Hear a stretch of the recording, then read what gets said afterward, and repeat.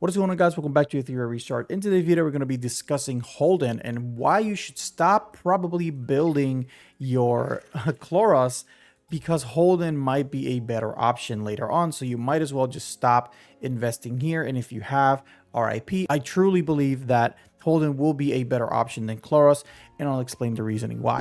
On the official Ethereum Restart Twitter or X, they posted the Holden trailer, and I'm going to leave the link to this in the description below. I'm not going to cover the entirety of it.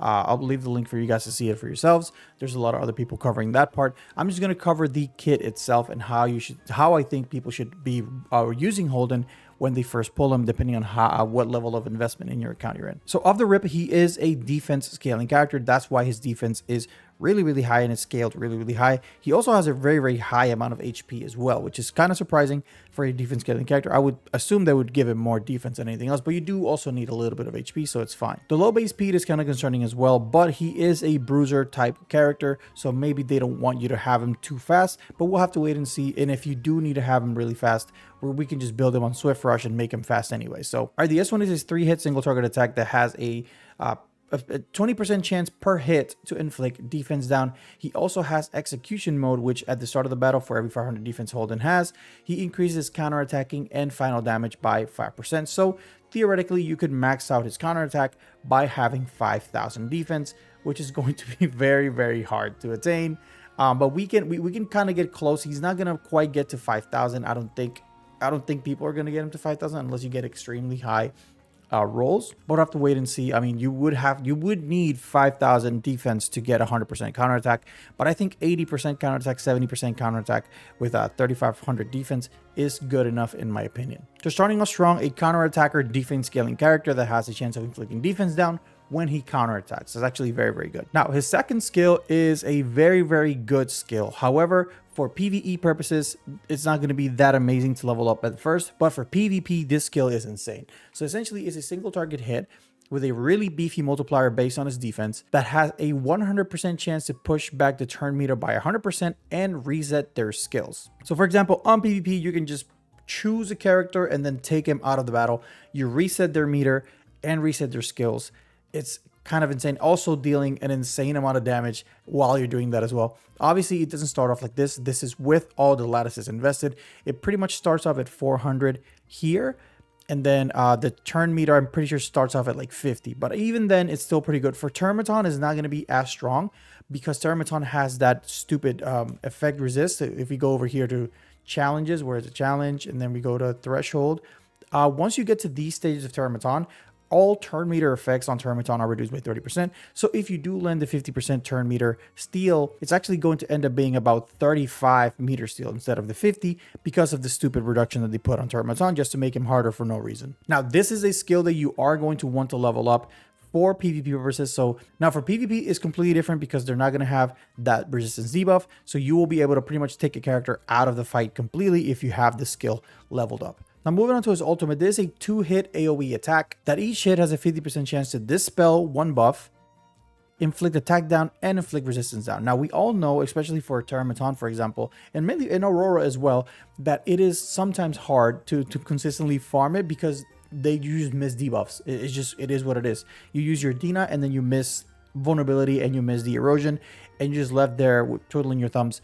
And this rest down is going to help quite a lot in that department because it does help. Like we've seen it with Marvel, how good the resistance down is. Attack down is also very good for dungeons like Terrormaton because Terrormaton will steamroll you. So if he's dealing less damage than normal, then it's really good. So if you pair this attack down, for example, with Khloros' Khloros' debuff, that makes him deal less damage, so you reduce the damage dealt by 35% with the hack in or hacking in progress. So Terrormaton will deal a lot less damage if you're running that type of team, and you're increasing your chances of surviving by a lot. Remember, Terrormaton, if he kills one of your characters, he will take an immediate turn, and then after he takes a turn, whenever he takes a turn, the hands also take turns, and like they don't take turns, they do follow-up attacks, which is a little different. But he deals a lot of damage if he kills. He pretty much wipes your whole squad if he kills one character. So obviously Terrormaton dealing less damage is going to be insane. Same thing with Aurora, she deals a lot of damage. So having that ability to reduce the damage that they deal is really strong. Now we can only see up to level 4 of the skill ups. I'm assuming the last one is a cooldown reduction. But however, I don't necessarily think that you need to skill this up to make it work. So for this skill, we can't really see the level 1 and the level 5 skill ups. So it really all depends on how this level 3, the skill starts, the attack down, res down. It depends on where that starts. If it starts off like 30 and then it goes to 40 on level 1 and 50 at level 3, then I don't think it's that great, because you're going to have to build a little bit of effect accuracy for you to hit one of those or 3 of those debuffs, or 3 of those applications, I guess. But if it starts something like 40 and then you raise it to 50 over here, then it's okay. But at least we do know that you're going to have to put at least 2 lattices here to increase the dispelling rate if you don't want to build effect accuracy. Now remember that he is also going to be counterattacking, and his counterattacks are going to deal defense down as well. So having a decent amount of effect accuracy is going to be beneficial either way. You may be wondering, hey, Holden needs a lot of stats. He needs crit rate, crit damage, he needs defense bonus, he needs speed, he needs effect accuracy. He needs all that stuff to make it work.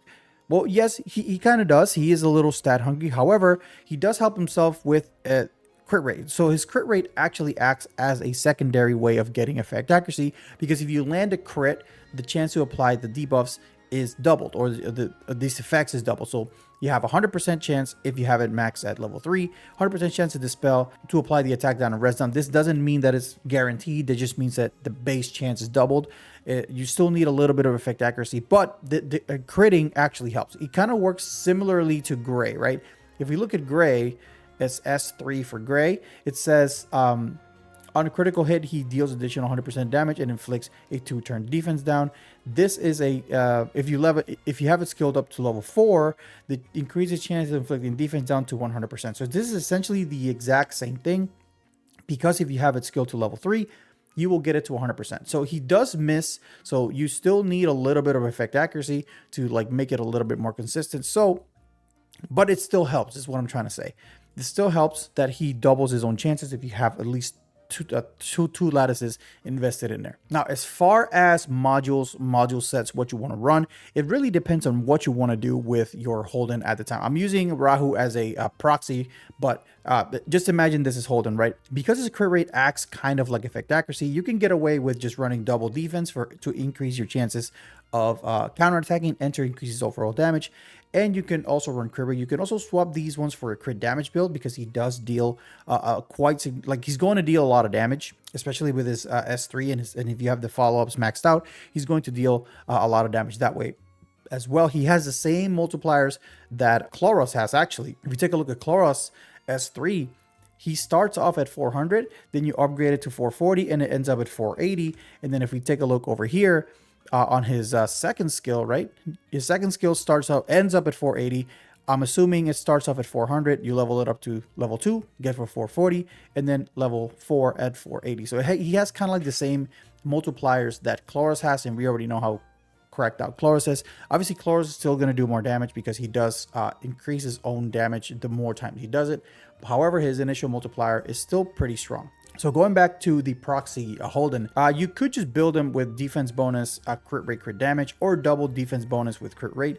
At a red piece with crit rate is going to have 40 crit rate at level 15. So plus the initial 10, that's already 50. So if you get decently lucky with your rolls or substat rolls, you could get an additional like 15 crit rate there. So you could be close to 80%, and I think that's good enough in my opinion. So at least if you can get that, that's good enough. Now, as far as modules, we have a few options. We have the Swift Rush if you want to I believe you should always run him on Swift Rush no matter what.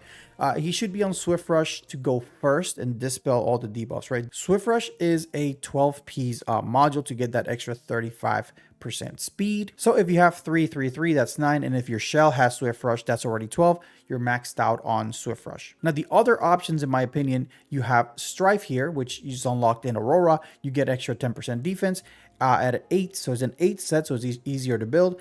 And after being attacked, you advance your turn meter by 10%, which if you get attacked, you counterattack, you hit him, and then your turn meter gets advanced, and then you hit him once you get your turn again. And this triggers every time you get attacked. So it's actually a very, very good way to circumvent him being that slow. So I think Strife is going to be one of his better ones.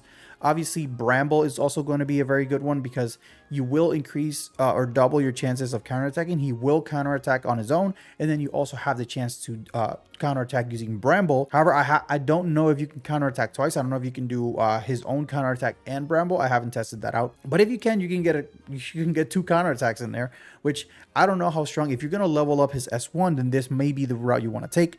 But another route you maybe want to take is Unbreakable for even more defense. If you leave it at 25 right here at the 8, or you can actually max it out to 12, so you can get 45% defense because you can do 3, 3, 3, and then the shell with another 3. That would be a total of 12 and 12. So, but I do think running him on Swift Rush and the rest of and picking one of these that gives you a little bit more defense would be the best way to go about it. Or as far as shells, there's only 2 shells here that make sense because they do have the highest base defense. The first one is going to be Amber, right? Amber gives the main buddy when you're about to die, reduce your turn meter, and then makes you not die, essentially. It does give you the ice state. It will increase your defense by 200%, but when you're iced, you can't really do anything. You're just there until you take your turn, then you get de-iced and you come back to life. So this is more a death prevention type of shell. Not really too much you can do here, except not die. So if you have this one, it's okay. It comes in all the stats you may need for Holden, so it's not that bad. But the main one that I'm going to say that is probably going to end up being the best is going to be the Artisan. The Artisan is going to give you 700 defense for 2 turns. 700 defense, it just increase your counter strike or your counter attacking by 10% and maybe by even 20, because if you have, let's say you have 3,300 defense in total, this will make it 4,000 defense for 2 turns, right? This means that your counter attacking went from 60% to 80% for those 2 turns just by activating the Artisan. And this is before we take into consideration any type of defense buff that you may get by buffing yourself with other characters. But this is a fantastic option. It also comes in all the ones that you need. It comes in Swift Rush, it comes in Strive, it comes in Bramble, it comes in everything you may need. So this is a really, really good option. Actually, this is probably his best option in my opinion, if you want to focus on the counter attacking, obviously. Now, Amber has the higher base defense. I think it has about 30 something more base defense than the Artisan, but Artisan is the second highest base defense shell in the game, so you could probably take it really good advantage of this shell with your Holden. Let's say this Rahu is Holden, right? I'm using Rahu as the I'm using Rahu as proxy right here. Now, as far as skilling up our boy Holden here, I think that I don't think you do need any lattices per se to run him for the purposes of dispelling the buffs for Terrormaton and Aurora. For PvP, he is going to want a little bit of investment, especially on his second skill. Obviously, if you want to maximize his damage, then obviously you want to max out all the damage amplifying once. But for the purposes of dealing damage while dispelling a debuff, the most I would recommend is just to upgrade this.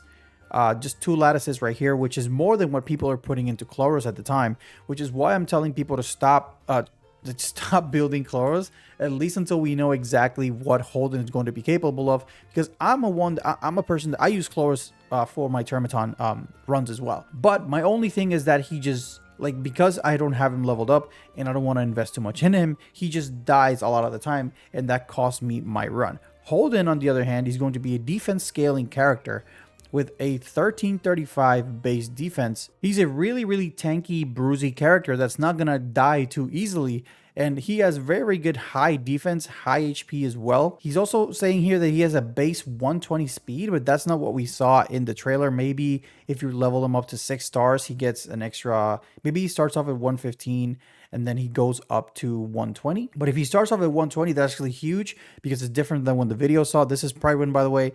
I don't know where they got these stats, but they're saying 120, and when you have him max skilled up is 135, which is actually really, really fast. So if he ends up being one of the fastest characters in the game and one of the tankiest characters in the game, then I think he will be a nice replacement for Khloros here, because my main issue with him right now on Terrormaton, for example, is that he just dies too quick because I don't have him leveled up. If I have him, like, if I had him 6 stars and more invested, obviously he would survive a lot more. But Holden's going to be the type of character that by building his damage, you will be building his survivability as well as his utility. So a very multi-dimensional character, Swiss Army knife, as I like to call them. Let me know what you guys think in the comment section below. Are you excited for Holden? I'm actually saving pulls for Holden. I was like, as soon as they announced that they were coming out, I was like, I'm just going to hold all the pulls that I get. I'm going to try to get my copy of Holden. And then after that, I'll try my luck on Hoyan. I will be streaming it live on twitch.tv/SummonYT. It comes out on the 14th, which should be, I think, tomorrow, I think. So we'll see. Let me know what you guys think in the comment section below. Are you excited for these new characters? Put it in the comments. Until next time, guys. See ya.